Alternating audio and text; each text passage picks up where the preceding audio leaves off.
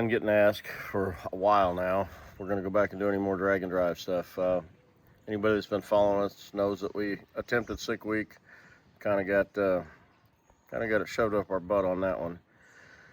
Anyway, long story short, we're registered for Drag Week, and we'll be there.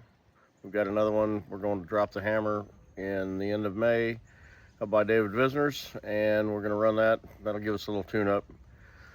When we get back from the Bradenton race down here, the last race of the Winter Series, I'm going to try and get the truck back out, reset the record, and just work on it this summer until we get to Drag Week. But anyhow, for those inquiring, that's what the plan is with the truck. Get everything cleaned up, ready, and take it to Drag Week, see if we can do something nobody else has done. But that's the plan, and we're going to call out all Pro Mod Camaros. I think everybody knows who they are.